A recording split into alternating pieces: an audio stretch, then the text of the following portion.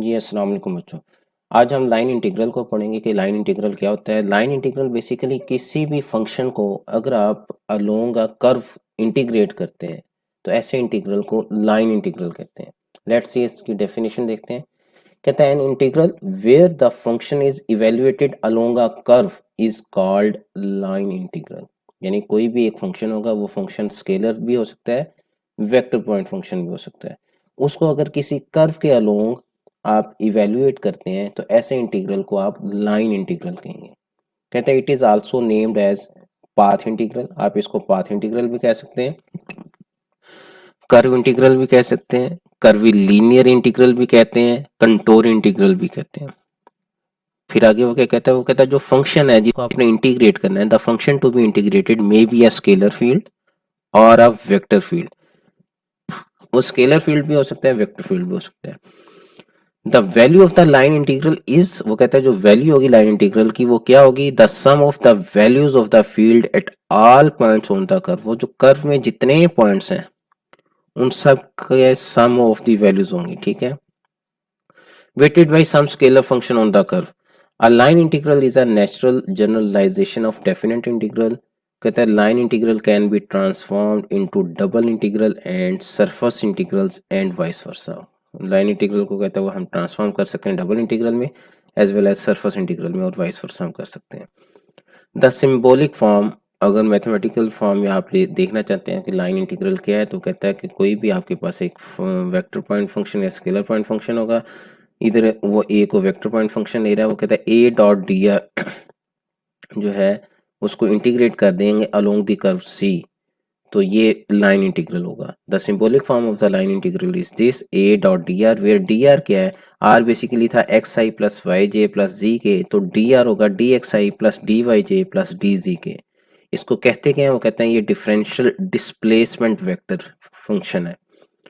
The integrals that involves differential displacement vector d are called line integrals.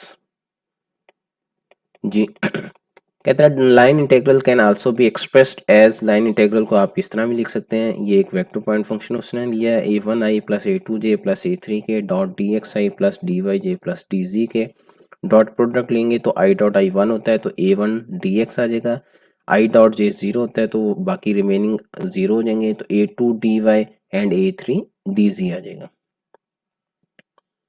यहाँ पे तो देख सकते हैं।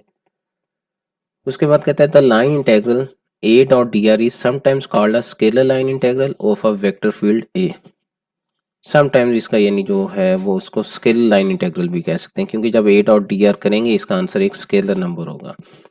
कहता है इफ c, वो जो आपका कर्व है जिसके अगेंस्ट आपने ये लाइन इंटीग्रल फाइंड आउट करना है, कहता है अगर वो क्लोज्ड कर्व होगा which we shall assume a simple closed curve, then the line integral around c is denoted by, अगर वो closed curve है तो उसी line integral को आप इस तरह represent करेंगे, ये closed curve की symbol है, तो a dot dr is equal to a1 dx plus a2 dy plus a3 dz। आगे वो इसकी एप्लीकेशन की बात कर रहे हैं, एप्लीकेशन कौन कौन सी एप्लीकेशन में किधर किधर ये लाइन इंटीग्रल यूज हो सकता है। कहता है some application of the line integrals are, very first कहता है if the vector field to be integrated A is the force, यानी वो जो वेक्टर फील्ड यानी ए ये जो वेक्टर फील्ड है, कहते हैं ये अगर फोर्स हो एफ हो जो कि अप्लाई हो रही है किसी पार्टिकल पे जो मूव कर रहा है along the curve C, then this line integral को वो कहता है कि ये क्या होगा, ये रिप्रेजेंट करेगा वर्क डन, किसके थ्रू, उस फोर्स के थ्रू जो किसी पार्टिकल पे एक्ट कर रही है। यानी अगर ए वेक्टर एफ के इक्वल हो जाए, फोर्स के इक्वल हो जाएगा, तो ये जो लाइन इंटीग्रल है ये वर्क डन को रिप्रेजेंट करेगा। इसी तरह वो फ्लूइड डायनामिक्स में कहता है कि अगर ये ए वेक्टर जो है ये किसी वेलोसिटी को रिप्रेजेंट कर देगा तो फिर ये क्या हो जाएगा, ये फिर सर्कुलेशन को रिप्रेजेंट करेगा। नेक्स्ट ये लिखा हुआ है in fluid mechanics if the vector field to be integrated A represented the velocity of some fluid then the line integral is called the circulation of A about C. इसी तरह simple words में वो कहता है कि in general we can say that any integral which is to be calculated along a curve is called a line integral, कि कोई भी इंटीग्रल है जिसको किसी कर्व के अलोंग आप कैलकुलेट करेंगे तो उसे हम लाइन इंटीग्रल कहेंगे। तो मैं एज्यूम करता हूँ कि आपको लाइन इंटीग्रल की डेफिनेशन समझ लगी होगी कि लाइन इंटीग्रल क्या होता है। अब हम इससे कुछ प्रॉपर्टीज कुछ चीज़ें और देखते हैं फर्दर। जी, वो कहता है other forms of line integrals, कि लाइन इंटेग्रल की कौन कौन सी फॉर्म्स और भी हो सकती हैं। कहता है जनरली यानी आमतौर पे हम लाइन इंटेग्रल को इस तरह डिफाइन करते हैं कि along the curve C A dot d r, as we studied previously that the function to be integrated can be either scalar point function or vector point function, यानी वो scalar point function भी हो सकता है, vector point भी function हो सकता है। इधर हमने vector point function लिखा था, अब हम scalar point function के अगेंस्ट लाइन इंटेग्रल को डिफाइन करेंगे। तो अगर scalar point function होगा तो लाइन इंटेग्रल क्या हो जाएगा, phi times d r, where phi क्या है, स्केलर पॉइंट फंक्शन है, डी आर आपके पास एक वेक्टर था, d x i plus d y j plus d z k, तो ये क्या आ जाएगा, phi d x plus phi d y plus phi d जी।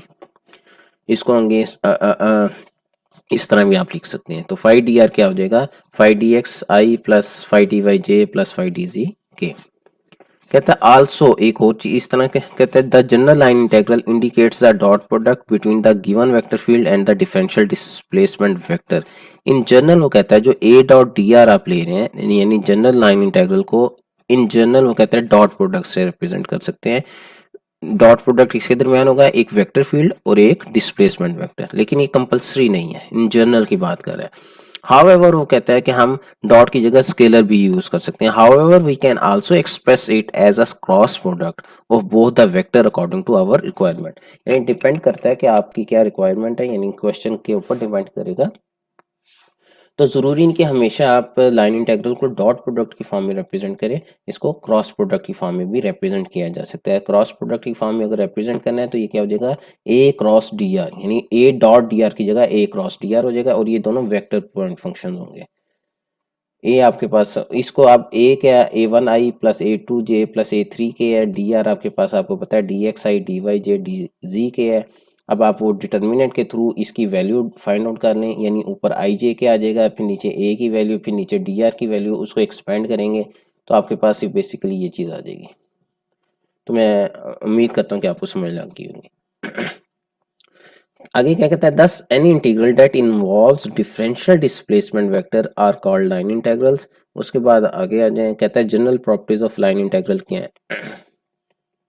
कहता है the following are the properties of the line integrals that are useful in computational subjects and application, यानी आपने आगे कैलकुलेशंस वगैरह में या जब भी एप्लीकेशन आप लाइन इंटीग्रल की पढ़ेंगे तो कहता है ये प्रॉपर्टीज आपके लिए हेल्पफुल होंगी। वेरी फर्स्ट प्रॉपर्टी क्या कहता है, वेरी फर्स्ट प्रॉपर्टी वो कहता है कि लाइन इंटीग्रल के साथ अगर आप किसी कांस्टेंट को मल्टीप्लाई हो रहे हैं, यानी वो जो वेक्टर फील्ड है वो उसके साथ कोई कांस्टेंट मल्टीप्लाई हो रहा है या कोई कॉमन आ रहा है, तो उसको बाहर आप ले सकते हैं लाइन इंटीग्रल के बाहर, वेयर के इज एनी रियल कांस्टेंट। इसी तरह line integral on the curve C A plus B dot d r, तो आप इसको A dot d r plus C B dot d r कर सकते हैं, इसको डिस्ट्रीब्यूट कर सकते हैं। थर्ड क्या कहता है, कहता है A dot d r is equal to C one plus C two, यानी इस कर्व को जो है वो आप सब डिवाइड कर सकते हैं दो आर्क में, दो पाथ्स में, और कहते हैं where the path C is subdivided into two arc C one and C two that has the same orientation as C. Same orientation से मुराद ये है कि वो उसकी डायरेक्शन सेम होगी, यानी जिसका सी वन का जो एंड पॉइंट है वो सी टू का इनिशियल पॉइंट होगा। If the sense of the orientation along C is reverse, अगर उसको रिवर्स कर देते हैं, एंटी डायरेक्शन कर देंगे, तो फिर क्या होगा, इन दोनों के रिजल्ट में माइनस का डिफरेंस आ जाएगा, यानी this is equal to minus times this हो जाएगा। फोर्थ क्या कहता है, if C is a piece wise smooth consisting of smooth curve C one C two C N then the line integral, ये थ्री डॉट्स आते होते हैं, then the line integral of a over c is defined as the sum of the line integrals of a over each of the smooth curve making up c। वो कहता है अगर c को piece wise smoothly divide कर देते हैं तो line integral a over c को हम इस तरह में लिख सकते हैं, यानी c हर एक जो कर्व उस आपने जो पीस वाइज डिवाइड किया हर एक पे आप उसको सेपरेटली डिफाइन करके ऐड कर सकते हैं। In the sum the orientation along C must be maintained over curves, वो कहता है मस्ट बी मेंटेन से मुराद ये है कि जो इसका एंड पॉइंट है सी टू का इनिशियल पॉइंट होगा, फिर सी टू का जो एंड पॉइंट है वो सी थ्री का इनिशियल पॉइंट होगा, एंड सो ऑन। जी नेक्स्ट ये कहता है एग्जांपल ऑफ लाइन इंटीग्रल की एग्जांपल दे रहा है, लेट्स सी। कहता है लेट फाई जो है आपके पास एक 2xy z² है, एफ आपके पास है xyi minus z j plus x square k, and C कोई कर्व है एक्स जो है वो t square y two t और जी टी क्यूब के इक्वल दिया हुआ है। From t is equal to zero to t is equal to one आपको इंटीग्रेट करना है। कर्व आपको दे दिया है कि टी जीरो से टी वन तक है। इवेल्युएट द लाइन इंटेग्रल्स आपने ये फाइंड आउट करना है, फाई डॉट डी आर और एफ क्रॉस डी आर। अब वेरी फर्स्ट चीज जो आप लोग इधर परेशान हो रहे होंगे कि आपको एक्स वाई जी भी दिया है, टी भी दिया है, तो क्या रीजन है। बेसिकली अगर बेटा आप देखें फाई डॉट डी आर है, इसमें आपके पास जो लाइन इंटेग्रल यानी ओनली वन इंटीग्रल है, लेकिन जो फंक्शन है उसमें तीन वेरिएबल्स हैं एक्स वाई जी। तो आपने किसके रिस्पेक्ट से इसको इंटीग्रेट करना है, एक्स के रिस्पेक्ट से करना है, वाई के रिस्पेक्ट से करना है या जी की रिस्पेक्ट से करना है। तो ऑलवेज याद रखें जब भी लाइन इंटेग्रल होगा तो हमेशा वो आपको एक्स वाई जी, अगर फंक्शन एक्स वाई जी में है तो उसका कोई ना कोई रिलेशन दिया होगा उसने। यानी आप क्या कर सकेंगे, सारे फंक्शन को या एक्स में कन्वर्ट कर सकते होंगे या वाई में कन्वर्ट कर लेंगे या जी में कन्वर्ट कर लेंगे, यानी सिंगल वेरिएबल में कन्वर्ट कर लेंगे और उसके मुताबिक उसका आपको इंटीग्रल पॉइंट्स दिए होंगे, किस पॉइंट्स पे आपने उसको इंटीग्रेट करना है। इन केस अगर आपको वो ऐसा नहीं दिया हुआ तो फिर वो आपको पैरामीट्रिक इक्वेशंस, या तो फॉर एग्जांपल सर्कल की पैरामीट्रिक है, एलिप्स की है, पैराबोला की, तो आपको हो सकता है उसने खुद दी हो, नहीं दी हुई तो आप उसकी पैरामीट्रिक इक्वेशन आपको पता होगा, आपने उसको पैरामीट्रिक फॉर्म में कन्वर्ट करके यानी आप एक थर्ड वेरिएबल में चेंज कर देंगे, जिस तरह पैरामीट्रिक फॉर्म में कन्वर्ट कर देंगे तो आपके पास फिर सिंगल वेरिएबल आ जाएगा, उसके थ्रू आप उसको इंटीग्रेट कर देंगे। तो मैं उम्मीद करता हूँ आपको समझ लगी होगी कि क्यों इसने पैरामीट्रिक फॉर्म इधर इंट्रोड्यूस करवाई है। उसकी सिर्फ रीज़न ये है कि हम इसको लाइन इंटेग्रल में इंटीग्रेट नहीं कर सकते जब तक हमारे पास सिंगल वेरिएबल ना हो। ठीक हो गया बेटा, लेट्स सी। अब वेरी फर्स्ट पार्ट देखते हैं, phi dot d r. Phi आपके पास उसने गिवन है, डी आर आपको ऑलरेडी पता है, phi two x y z square है। अब आपने इसको क्योंकि पैरामीट्रिक फॉर्म में कन्वर्ट करना है, या x is equal to t square है, x is equal to t square में convert, y is equal to two t है, z is equal to t cube है, तो ये पुट कर देंगे तो आपके पास फाई की वैल्यू आ जाएगी 49। इसी तरह अब आर को आप कन्वर्ट करेंगे, आर आपके पास क्या है एक्स आई, मैं थोड़ा सा इसको ये जी, आर के आपके पास x i plus y j plus z के, एक्स किसके इक्वल है टी स्क्वेयर है, वाई किसके इक्वल है टू टी है, जी किसके इक्वल है टी क्यूब है, ये इसमें पुट कर देंगे। डी आर देंगे तो ये क्या हो जाएगा बेसिकली ये डी आर हो जाएगा D x i plus d y j plus d z के। अब डी एक्स यानी जो आपका फर्स्ट है तो हो जाएगा टू टी, डी वाई आपका है टू हो जाएगा, और डी जी यानी ये जो है ये हो जाएगा थ्री टी स्क्वेयर। ठीक हो गया बेटा, यानी बेसिकली एक्स आपका क्या था इधर, अगर आप देखें एक्स है टी स्क्वेयर, तो डी एक्स इधर लेंगे तो टू टी डी टी हो जाएगा, ये डी वाई हो जाएगा टू और ये जी हो जाएगा थ्री टी स्क्वेयर। ठीक हो गया, और साथ डी टी ओबियसली सबके साथ आ जाएगा तो डी टी कॉमन ले लेंगे, ये बाहर आ गया। तो अब आपके पास बेसिकली फाइव भी टी में आ गया, डी आर भी डी टी में आ गया, तो टी में आ गया, तो फाइव डॉट डी आर अब हम कैलकुलेट करेंगे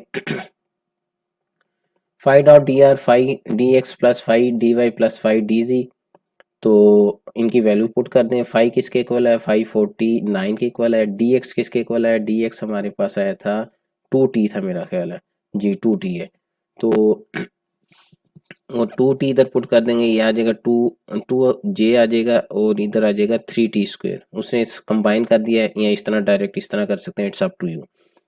अब देखें जब आपने इधर तक सी सी लिखा हुआ है, जैसे ही आप उसको टी में कन्वर्ट कर देंगे तब आपने टी की इंटीग्रल लिमिट्स पुट कर देनी है। वो इंटीग्रल लिमिट्स क्या थी, 0 to 1 उसने कहा था, तो 0 to 1 कर दी है। अब जस्ट आपने इसको इंटीग्रेट करना है, आई जे के कंपोनेंट में कन्वर्ट करने के बाद आप इसको इंटीग्रेट करते हैं तो ये आ जाएगा T11/11। तो T11/11 है, टी की वैल्यू क्या है, ये डायरेक्ट इसने किया हुआ है, T1 upper limit minus lower limit होता है, तो 1 पुट करेंगे तो ये आ जाएगा 1 की पावर 11 1 ही होगा, 1 इंटू 8 माइनस 0 इंटू समथिंग 0, तो वो 0 वाला टर्म खत्म हो जाएगी। इसी तरह ये हो जाएगा T10/10। अब T10/10 में टी जब 1 पुट करेंगे तो 1 इंटू 8 आ जाएगा और ओवर 10 आ जाएगा। इसी तरह T12/12 आ जाएगा, तो 12 से 12 कैंसिल हो जाएगा। T12 में जब 1 पुट करेंगे तो 1 की पावर 12 1 ही होता है, तो ये क्या आ जाएगा, तो ये आपके पास 5 डॉट डी आर या 5 डी आर आ गया। यहाँ तक क्लियर हो गया बेटा जी। अब वो नेक्स्ट कहते हैं एफ क्रॉस डी आर। अब आपके पास एफ क्या था जी, एफ आपको ये दिया हुआ है एक्स वाई आई minus z j plus x square के, तो एक्स की वैल्यू पुट कर दें, एक्स वाई जी की वैल्यू इसमें पुट कर दें, इसको टी में कन्वर्ट करें, सिंगल वेरिएबल की फॉर्म में हमने कन्वर्ट करना है। जब आप इसको सिंगल वेरिएबल की फॉर्म में कन्वर्ट करेंगे तो ये आपके पास आ जाएगा 2t³ आई माइनस t³ जे प्लस t4 के। डी आर ऑलरेडी हमारे पास टी की फॉर्म में है। अब हमने क्रॉस प्रोडक्ट फाइंड आउट करना है, तो क्रॉस प्रोडक्ट के लिए क्या करना है, क्रॉस प्रोडक्ट के लिए आप करेंगे F cross T R. F आपके पास है आई जे के, एफ आपके पास 2t³ minus t³ plus t4 आ जाएगा, और 2t plus 2 plus 3t square. इसको एक्सपेंड करें, डिटर्मिनेंट है, आपको एक्सपेंड करना आता है। जब आप इसको एक्सपेंड करेंगे आपके पास ये चीज़ आ जाएगी।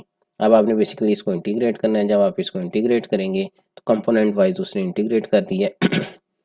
अभी अभी उसने देखें ये जस्ट उसको सिंप्लीफाई कर रहा है, यानी ये मैं आपको फार्मूला ऊपर बताया था, ए क्रॉस डी आर का डायरेक्ट फार्मूला लिख लें जिस तरह मर्जी, इट्स अप टू यू, आपने देख लेना है।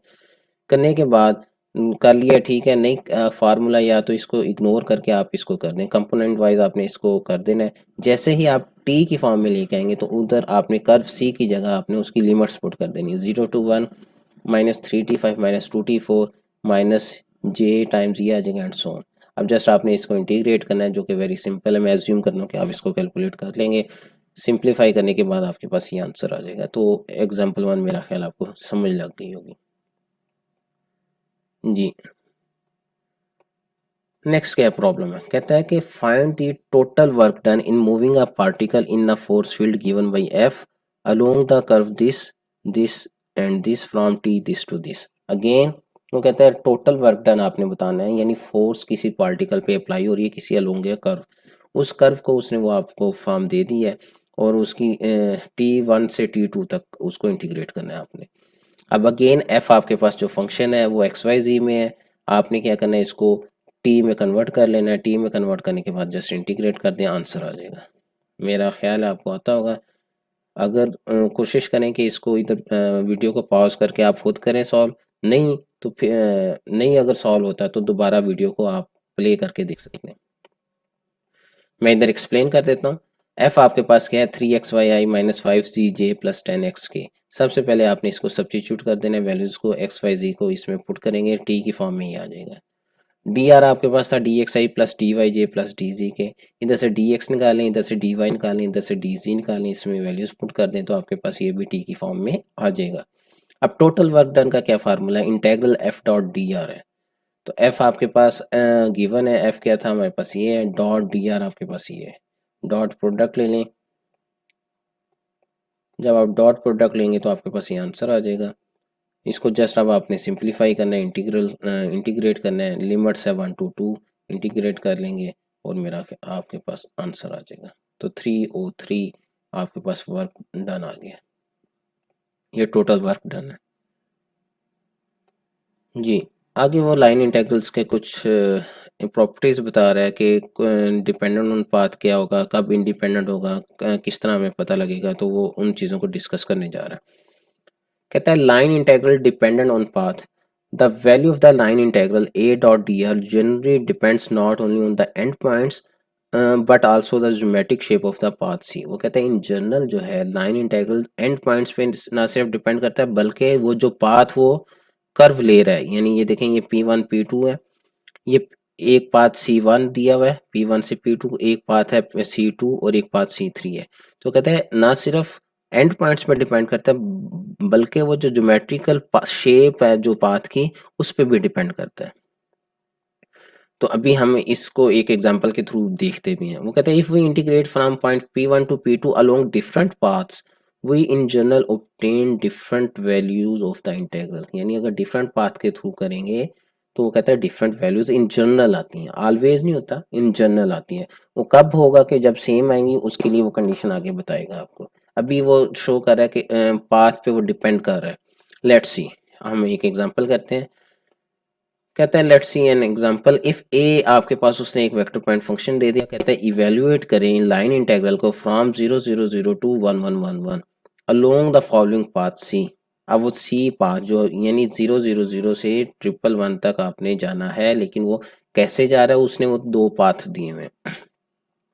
कहता है the straight line from 00 to 100 then to 110 and then to 111, यानी एक पाथ क्या है 000 से पहले वो जाता है 100 पे, फिर 100 से जाता है 110 पे, फिर 110 से जाता है 111, यानी इधर तीन पाथ वो ले रहा है basically, one first path, second and third. और एक कहता है स्ट्रेट लाइन है जो ज्वाइन कर रही है 00 एंड 11, यानी एक स्ट्रेट लाइन है, और एक जो है 0 से 1 पे 100 पे, फिर इस पे और फिर इस पे। लेट्स सी सोल्यूशन देखें। कहता है along the straight line from 00 to, अब बेसिकली आपने थ्री डिफरेंट पाथ्स पे कैलकुलेट करके उसको सम करना है, यानी पहला हम इसका इंटीग्रेट करेंगे, फिर इसको इंटीग्रेट करेंगे, फिर इसको करेंगे, फिर इन तीनों को सम कर लेंगे, क्योंकि इनिशियल पॉइंट ये था, एंड पॉइंट ये था, तो वो आपके पास टोटल उसका वो इंटीग्रल आ जाएगा। वो हमने स्टार्ट में भी लिखा था कि सम ऑफ द वैल्यूज होंगी, ठीक है जी। तो लाइन इंटीग्रल हमें पता है ए डॉट डी आर होता है ए वन डी एक्स, इसको इस तरह लिख सकते हैं। अब आपके पास ए वन डी एक्स है, आप इसको कैलकुलेट कर सकते हैं, तो ये आ जाएगा 3x² प्लस 6y, इधर 0 d x minus 14y d y. एक जस्ट अ मिनट जी। तो इधर देखिए वो कहता है along the straight line from 00 to 100। अब इसमें जब अगर आप देखते हैं तो x आपका क्या, x वेरी हो रहा है 0 से 1 पे, x जो है वो चेंज हो रहा है, x 0 से 1 पे जा रहा है, जबकि y जो है वो 0 है और z भी 0 है।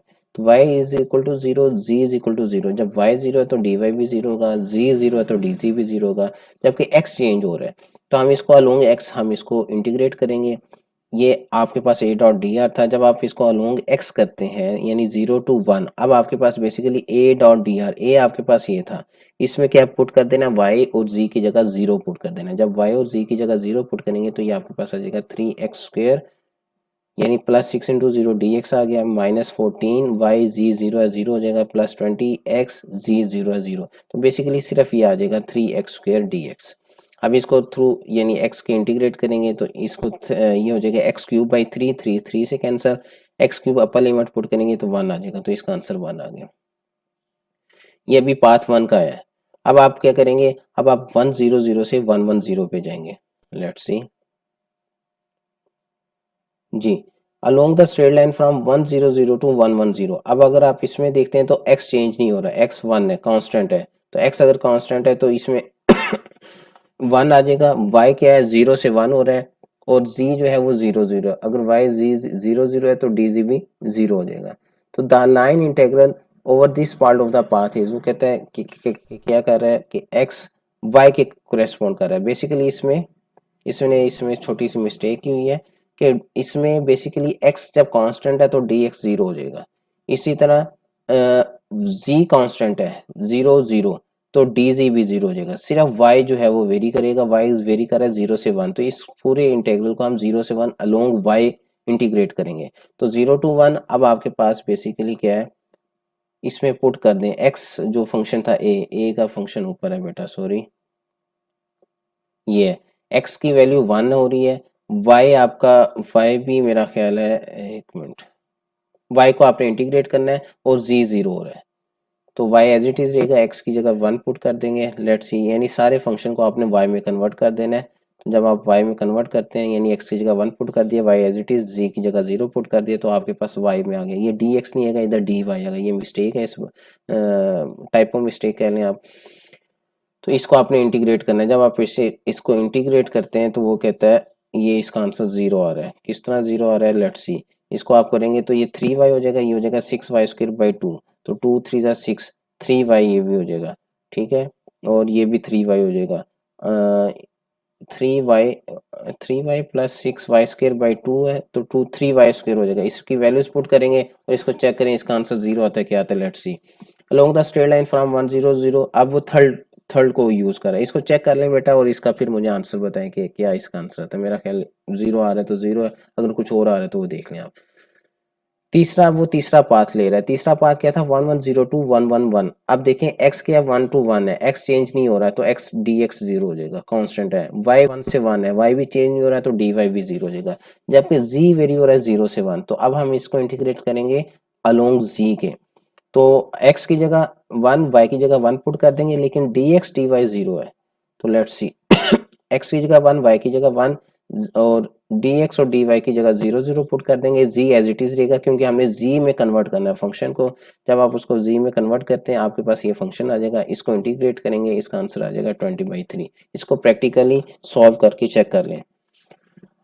अब आपने क्या करना है, आपने अलोंग आपके पास एंड पॉइंट सेम आ गया, अब आपका टोटल जो इंटीग्रल है इन सबको ऐड कर लेना है। तो फर्स्ट पाथ का आया था 1, सेकंड पाथ का 0 और थर्ड पार्ट, इसको जब आप सम अप करेंगे तो ये आ जाएगा 23/3 आंसर आया। अब उसी फंक्शन को हमने लाइन इंटीग्रल फाइंड आउट करना है डायरेक्टली 0 0 0 से 1 1 1 पे। Let's see. तो अब आपको मैंने आपको बताया कि क्योंकि ये स्ट्रेट लाइन की इक्वेशन है, तो स्ट्रेट लाइन क्या होता है, y is equal to x, यानी x is equal to t, y is equal to t, z is equal to t हम मेंशन कर सकते हैं। तो अब वो क्या करता है, x y z की जगह t पुट कर देगा। जब x y z की जगह t क्यों पुट कर रहा है, मैंने अगेन आपको कहा था अगर हम इसको x y z में ही रहने देंगे तो हमारे लिए पॉसिबल नहीं है कि इसको इंटीग्रल करें, किसके थ्रू इंटीग्रेट करेंगे। तो हमने एक सिंगल वेरिएबल में कन्वर्ट करना है, तो वो हमने टी में पुट कर दिया। x is equal to t क्यों पुट किया, स्ट्रेट लाइन की इक्वेशन, ठीक हो गया। तो जब आप इसमें ये dr को भी पुट करेंगे, dr किसके इक्वल था, dxi dy dj dz के। तो x is equal to t है तो dx क्या हो जाएगा, dt हो जाएगा, dy dt dz dt हो जाएगा। तो बेसिकली dt बाहर आ जाएगा, इसको इंटीग्रेट कर लें, कैलकुलेट करते हैं तो आंसर आ जाता है 13/3। तो अगर आप इधर से देखें कि उसका आंसर आया था 23/3, इधर आया 13/3, तो इनिशियल पॉइंट और एंड पॉइंट सेम था दोनों का, लेकिन रिजल्ट जो है आप देखें डिफरेंट आया। तो इट मीन्स कि जो लाइन इंटेग्रल है वो डिपेंड करता है कौन सा पाथ आप अडॉप्ट करें in general. In example, we discuss two cases here. In each case, the endpoints of the curve were same, but we choose different path to obtain results. The results obtained by both the cases are different. Hence, we conclude that the line integral not only depends on the endpoints of the curve, but also on the path taken by the particle. कि वो सिर्फ endpoints पे depend नहीं करता, बल्कि वो उस पर भी डिपेंड करता है कि पाथ हमने कौन सा अडॉप्ट किया है। जी आगे आ जाए। अब कहते हैं इंडिपेंडेंस ऑफ पाथ की एग्जांपल दे रहा है, कहता है the line integral v dot d are, V A की जगह उसने v लिख दिया, कोई भी वेक्टर पॉइंट फंक्शन उसने ले लिया। v dot d r is said to be independent of the path c in a given region r if the values of the line integral p1 to p2 v dot dr is the same for all paths c joining any two points p1 and p2 in r। कहता है कि हम line integral को कहेंगे कि वो independent of path है कि अगर जो value of the line integral है वो सेम हो अलोंग ऑल पाथ्स, यानी वो जो इनिशियल और एंड पॉइंट्स तक जो भी पाथ्स हम उस पाथ को हम फॉलो करेंगे, एंड रिजल्ट उसका अगर सेम आ रहा है तो हम कहेंगे कि वो इंडिपेंडेंट ऑफ पाथ है। उसके लिए अब एक थ्योरम आप दे रहे हैं कि कब ये आपको पता लगेगा, कहता है a necessary and sufficient condition for p1 to p2 v dot dr to be independent of the path joining any two points in a given region is that c closed path v dot dr is equal to 0 for all closed path c in the region। कहते हैं एक necessary and sufficient condition क्या है कि line integral independent path independent होगा किसका, path का जो ज्वाइन कर रहा है इनिशियल और एंड पॉइंट्स पे। कब, अगर आप line integral under the closed path उसका जो है वो रिजल्ट 0 आ रहा है। लेट्स सी, इसका वो प्रूफ पहले देख लें, फिर उसके बाद ये याद रखना है आगे यूज होगी ये प्रॉपर्टी कि अगर वो कहता है कि ये इंडिपेंडेंट ऑफ पाथ है तो क्या आपने शो करना है कि आपने v डॉट डी आर को equal to 0 under closed path show कर देना कि वो है। जी प्रूफ क्या कहता है, let c be any simple closed curve and let p1 p2 be any points and then since by the supposition the integral is, हमने ये एज्यूम कर लिया कि वो इंडिपेंडेंट है। अगर वो इंडिपेंडेंट है व्हाट डज इट मीन कि p1 a p2 या p1 b p2, यानी ये पाथ वो दे रहा है कि एक p1 से a पे जाता है फिर p2 पे जाता है, ये पाथ है p1 से b पे जाता है b से फिर p2। हमने ये एज्यूम कर लिया कि वो इंडिपेंडेंट ऑफ पाथ है, यानी दोनों का आंसर सेम आ रहा है। अब आपने ये शो करना है कि वो पाथ जो है वो क्लोज्ड है। Reversing the direction of integration in second integral, जब हम इसमें रिवर्स कर देते हैं डायरेक्शन को तो ये माइनस आ जाएगा, तो ये उसने माइनस शो कर दिया आपके साथ, सॉरी बेटा। जी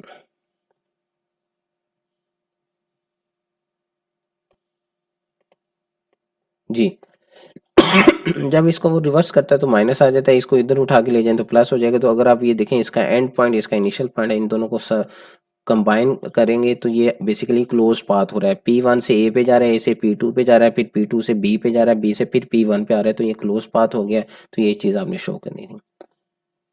अब कन्वर्सली हम लेंगे कि कन्वर्सली क्या है कि हम एज्यूम करते हैं कि क्लोज पाथ के अंडर ये 0 आ रहा है, तो अब आपने प्रूफ वो करना है कि ये दोनों का रिजल्ट सेम है। तो क्योंकि क्लोज पाथ है, तो अगर क्लोज पाथ को आप लिखना चाहें तो आप इस तरह लिख सकते हैं। अब इसको उठा के उधर ले जाएंगे, जब इसको उठा के लेके जाएंगे तो ये -P2B P1 होगा। अब अगर आप इसने पाथ चेंज करना है तो इसको रिवर्स कर दें, जब आप रिवर्स करेंगे P1B P2 से तो ये प्लस में हो जाएगा, और ये चीज़ आपने शो करनी थी। तो मैं एज्यूम करता हूँ कि आपको समझ लग गई होगी जी। स्केलर पोटेंशियल फंक्शन का ऊपर वो लाइन इंटीग्रल का थ्योरम बताने लगा है। कहता है scalar potential function phi is a single valued function for which there exist a continuous vector field v in a simply connected region r that satisfies the relation v is equal to del phi. ये sorry v is equal to del phi वो कहता है कि होगा sorry basically वो आगे अब यही बताना चाह रहा है कि वो independent of path scalar point function point of view से बताना चाह रहा है। कहता है are necessary and sufficient condition for v dot d r, ये जो लाइन इंटीग्रल है ये इंडिपेंडेंट होगा path joining the two points, initial और एंड पॉइंट्स को ज्वाइन करने वाला पाथ, उस पे लाइन इंटीग्रल डिपेंड नहीं करेगा। कब? अगर आपको एक ऐसा स्केलर पॉइंट फंक्शन मिल जाए सच डेट वो जो वेक्टर पॉइंट फंक्शन था v उसको आप इस तरह लिख सकें डेल फाई की फॉर्म में। वे फाई क्या है, वो सिंगल वैल्यूड फंक्शन है और कंटिन्यूस होना चाहिए फॉर पार्शियल डेरिवेटिव, क्योंकि आपने पार्शियल डेरिवेटिव लेने तो कंटिन्यूटी बहुत कंपलसरी है, जरूरी है। तो ये कंडीशन आपने बस याद रखनी है फॉर इंडिपेंडेंट ऑफ पाथ। अगर आप वेक्टर पॉइंट फंक्शन को इस तरह लिख सकेंगे तो इट मीन्स कि वो लाइन इंटीग्रल है वो डिपेंड नहीं कर रहा पाथ के ऊपर। जी आगे आ जाए। सॉरी ये प्रॉब्लम कर रहा है बार बार, इसको चेंज कर देते हैं, इसको इधर रख देते हैं, चले जी। ये प्रूफ आप लोग देख लें, जस्ट आपने जो याद रखनी है चीज़ वो थ्योरम की स्टेटमेंट आपको पता होनी चाहिए। सिंपल सा प्रूफ है, मेरा नहीं ख्याल कोई मुश्किल है, इसको आपने देख लेना जी। थ्योरम 2 एक और कहता है कि आपको कैसे पता लगेगा कि वो इंडिपेंडेंट ऑफ पाथ है। वो कहता है a necessary and sufficient condition of vector field v conservative is that del cross v is equal to 0, कि del cross v is 0। Del cross v अगर 0 आ रहा है तो इसका मतलब वो इररोटेशनल है, ये भी आपने याद रखना है इसको आपने जो है वो स्टेटमेंट आप प्रूफ देख लें, आप जस्ट आपको याद होना चाहिए। और उसके बाद हम अब इनसे ये इंडिपेंडेंट और डिपेंडेंट से रिलेटेड एग्जांपल्स आएंगी। लेट्स सी अभी इनको अब हम देखते हैं जी। कहता है प्रॉब्लम स्टेटमेंट, पहली स्टेटमेंट है कि आपको एक वेक्टर फील्ड फंक्शन दिया है, ए टी दिया हुआ है और बी टी दिया हुआ है, ऑलरेडी उसने आपको एक सिंगल वेरिएबल की फॉर्म में दे दिया है। अब वो कहता है इवेल्युएट करें a dot b d t, ये तो वेरी सिंपल सा काम है 0 से 2 तक करना है। ए भी दिया है, बी भी दिया है, ए डॉट बी आप कर लेंगे, कैलकुलेट कर लेंगे, उसको इसके बाद इंटीग्रेट कर लेंगे, आंसर आ जाएगा। बिल्कुल मेरा ख्याल है सिंपल सा काम है। उसके बाद कहता है ए क्रॉस बी फाइंड आउट करना है, ए क्रॉस बी भी आपको कैलकुलेट करना आता है, आई जे के है, ए पहले लिख देंगे, बी लिख देंगे, इसको क्रॉस मल्टीप्लिकेशन करेंगे, उसके बाद इसको इंटीग्रेट कर देना है ओवर द लिमिट 0 to 2, और ये भी आपके पास आंसर आ जाएगा नेक्स्ट एग्जांपल देखें। नेक्स्ट एग्जांपल क्या कहता है if f is equal to this evaluate work done by the force on the curve in the x y plane.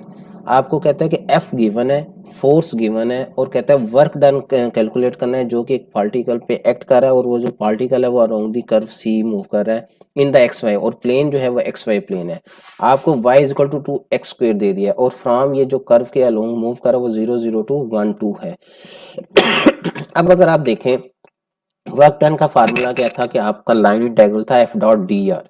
अब एफ उसने आपको एक्स वाई प्लेन में दिया हुआ है, तो इट मीन्स कि आपको और y is equal to 2x² दे दिया। इधर से आप x की वैल्यू ले लें या y की ले लें, y की उसने दी है तो y इजी है कि y की जगह ये पुट कर देंगे, तो आपका ये सारी फोर्स जो है ये वेक्टर जो है ये x में वन डायरेक्शनल हो जाएगा, तो फिर 0 to 1 पे इसको कैलकुलेट कर देंगे। और अगर आप y में कन्वर्ट करना चाह रहे हैं तो x की वैल्यू इधर से ले लें, x की वैल्यू क्या आ जाएगी, x² आ जाएगा 1/2y, x आ जाएगा 1/2y का स्क्वायर रूट, तो वो इसके अंदर पुट कर देंगे, तो ये थोड़ा सा कॉम्प्लिकेटेड हो जाएगा लेकिन आंसर सेम ही आएगा। फिर हम इसको इंटीग्रेट करेंगे 0 से 2 तक अगेंस्ट y के। इट्स अप टू यू, मेरा ख्याल ये सिंपल है, y is equal to 2x², तो हम y is equal to 2x² put कर देते हैं। As we know total work done is a F dot d r, d r है d x i d y j, d z क्यों नहीं लिखा, क्योंकि एक्स वाई प्लेन है। तो एफ आपके पास ये है, वाई ये है, इसको जस्ट डॉट प्रोडक्ट ले लिया, इधर जाके वाई की वैल्यू पुट कर दें तो आपके पास सिंगल वेरिएबल में आ जाएगा, और 0 से 1 क्योंकि एक्स की लिमिट 0 से 1 है, इसको इंटीग्रेट कर देंगे आपके पास आंसर आ जाएगा। चलें, उसके बाद नेक्स्ट क्या कहता है, प्रॉब्लम स्टेटमेंट है, find the work done in moving a particle once around a circle c in the x y plane if the circle has centre at the origin and radius 3 and if the force field is given by this. अब उसने क्या work done find out करना है कि एक force है जो कि एक पार्टिकल पे एक्ट कर रही है, और पार्टिकल अलोंग अ सर्कल, एक पाथ है जो कि अलोंग अ सर्कल है, मूव कर रहा है, और अगेन एक्स वाई प्लेन है। इट मीन्स कि जी जो है 0 होगा और डी जी भी 0 होगा, यानी एक्स वाई प्लेन है। तो फोर्स वेक्टर आपको एफ दिया हुआ है उसने जी। आ जाए, अब F dot d are find out करना है। इन द प्लेन जी आपको पता है 0 है, तो एफ ये आ जाएगा, डी आर ये आ जाएगा। F dot d are simple सा काम है, करना क्या है, अब आपके पास एक्स और वाई में आ गए, आपके पास सिंगल वेरिएबल नहीं है, तो सिंगल वेरिएबल कैसे कन्वर्ट करेंगे। अब सर्कल की बात कर रहे हैं तो सर्कल के लिए आपको पैरामीट्रिक इक्वेशन का पता होना चाहिए। तो लेट्स सी, वो पैरामीट्रिक इक्वेशन में कर रहे हैं जी, रेडियस आर दिया हुआ है, सर्कल की इक्वेशन होती है x is equal to a cos t, y is equal to a sine, a से मुराद आर, आर कॉस टी और आर साइन टी। तो आर 3 है, d x d y find out करेंगे, तो ये आपके पास एक्स आ गया बेसिकली 3 कॉस टी, वाई आ गया 3 साइन टी। तो एक्स की जगह पुट कर दें 3 कॉस टी, वाई की जगह 3 साइन टी पुट कर दें, डी एक्स की जगह ये आ जाएगा, डी वाई की जगह ये पुट कर देंगे, तो ये सिंगल वेरिएबल हो जाएगा। अब डिपेंड करता है टी क्या होगा, तो T basically along the circle है, तो 0 टू 2 पाई आपके पास ये इसकी लिमिट्स आ जाएंगी। तो 0 to 2 pi t varies from then line integral, या आप इसको जस्ट कैलकुलेट कर लें, सिंप्लीफाई कर लें, आपके पास टोटल वर्क डन आ जाएगा। In traversing C we have chosen the counter clockwise direction, direction हमेशा काउंटर क्लॉकवाइज होती है, अगर एंटी क्लॉकवाइज लेंगे तो ऑब्वियसली माइनस आ जाएगा, बाकी और कुछ नहीं है। जी, नेक्स्ट क्या कहते हैं, नेक्स्ट और एग्जांपल एक दे रहे हैं, कहते हैं given a force vector f आपको दिया है, वो कहता है show that f a conservative force field. ये अभी हम पढ़ के आए थे कि कंजर्वेटिव फोर्स फील्ड कब होगी, जब आप डेल क्रॉस एफ को 0 पुट करेंगे, इररोटेशनल शो करेंगे। तो वो सिंपल सा है कि डेल क्रॉस एफ लें, अगर वो 0 आ जाता है तो ये कंजर्वेटिव है, अदरवाइज नहीं है। दूसरा कहता है find the scalar potential. Scalar potential आप देखें कंजर्वेटिव है, इसका मतलब वो इंडिपेंडेंट ऑफ पाथ होगा, तो वो आपने वो डिपेंड, अगेन वो आपने अब स्केलर पोटेंशियल फंक्शन में एक थ्योरम पढ़ा था कि कब इंडिपेंडेंट ऑफ पाथ होगा, तो वो डेल फाई करके था वो, अगर आप वेक्टर पॉइंट फंक्शन को डेल फाई के फॉर्म में लिख सकते हैं। और तीसरा क्या है, वो कहता है कि जी, तो आपने बेसिकली फाइव से फाइंड आउट करना है। फिर तीसरा वो कहता है find the work done moving an object in this field from, फिर in the end work done find out करना है। तो ये पॉइंट्स दिए हुए हैं, फाइव से आ जाएगा, तो 5 2 माइनस 5 1 पुट कर देंगे तो आंसर आ जाएगा आपके पास। लेट्स सी, सबसे पहले कहता है शो डैट के कंजर्वेटिव फोर्स फील्ड है, कंजर्वेटिव के लिए आपने कर्ल ऑफ एफ लेना है, डेल क्रॉस एफ लेना है, इसको 0 शो करना है। तो डेल क्या है, पार्शियल और पार्शियल एक्स, पार्शियल और पार्शियल वाई, पार्शियल और पार्शियल जी, एफ आपके पास गिवन है, इसको कैलकुलेट करें। जब आप कैलकुलेट करते हैं इन द एंड आप देखते हैं कि आपके पास आंसर 0 आ गया है, तो इसका मतलब कंजर्वेटिव है। अगर एफ कंजर्वेटिव है इट मीन्स कि एफ को आप डेल फाई की फॉर्म में लिख सकते हैं। एफ को डेल फाई की फॉर्म में लिखेंगे तो एफ डेल फाई ये होता है, इसको कंपेयर कर लें, एफ आपको गिवन है, तो इधर से पार्शियल फाइव और पार्शियल एक्स, पार्शियल फाइव और पार्शियल वाई और पार्शियल फाइव और पार्शियल जी की वैल्यू आप जब कंपेयर करेंगे आपके पास ये आ जाएगा। अब बेसिकली आपने फाई कैलकुलेट करना है, फाई कैलकुलेट करने के लिए आप इसको इंटीग्रेट करेंगे, जब आप इंटीग्रेट करते हैं विद रिस्पेक्ट टू इसको एक्स करेंगे तो आपके पास ये आ जाएगा, जब विद रिस्पेक्ट टू वाई करेंगे तो ये आ जाएगा, जब विद रिस्पेक्ट टू जी करेंगे तो देखेंगे 3x(z³ बाई 3, तो 3 3 से कैंसिल x(z³) प्लस, यानी ये कांस्टेंट ऑफ इंटीग्रेशन आ रहे हैं। अब आपने बेसिकली फाई तो सेम होगा ना सबके लिए, तो आपने अब देखना है कि क्या इसमें क्या पुट किया जा सकता है। अगर आप इसको देखें इधर x² y आ रहा है, कौन सी चीज नहीं है ऊपर वाले से, तो xz³ नहीं है, तो gxz को हम रख देंगे कि इज इक्वल टू xz³। इसी तरह xz³ इधर आ रहा है, इधर कौन सी चीज मिसिंग है, वो है x² y, तो इधर x² y आ जाएगा। तो बेसिकली सिर्फ ये इधर क्या आएगा, ये fy 0 आ जाएगा। क्यों 0 आ जाएगा, क्योंकि आपने तीनों को इक्वल करना है। तो ये इधर आप ये अगर करते हैं, this equation will agree if we choose, ये कब एग्री करेगा, अगर हम ये चीज पुट करते हैं, तो इसका मतलब फाई आपके पास ये आ गया जी। उसके बाद वो क्या कहता है, थर्ड पार्ट था कि वर्क डन फाइंड आउट करना है, तो वह आपको कहता है कि कांस्टेंट को ऐड कर सकते हैं इंटीग्रल वो कांस्टेंट ऑफ इंटीग्रेशन, तो फाई आ जाएगा x square y plus x g q plus k. अब वर्क डन क्या है, 5p2 पे -5p1 के इक्वल है। दूसरा आप कर सकते हैं एफ डॉट डी आर भी कर सकते हैं, इट्स अप टू यू, जिस तरह मर्जी कर लें, उसको इंटीग्रेट कर लें आप। तो इसमें 5p2 की वैल्यू पुट कर लें, 5p1 की वैल्यू पुट कर लें, इसको उसके बाद माइनस कर दें, 201 माइनस माइनस प्लस 1 हो जाएगा, तो 202 आंसर आ गया कि आपके पास टोटल वर्क डन आ गया। तो अब इससे रिलेटेड कुछ क्वेश्चन हैं, वो मैं आपको अभी यानी असाइनमेंट के तौर पे दूंगा, उसको आपने करना है। मैं उम्मीद करता हूँ आपको समझ लग गई होगी। अगर कोई क्वेश्चन है तो कमेंट सेक्शन में कमेंट कर दें, मैं इंशाल्लाह आपको रिप्लाई कर दूंगा। इसके अलावा आप व्हाट्सएप पे भी मुझे मैसेज कर सकते हैं। खुश रहें बेटा, अल्लाह हाफिज़।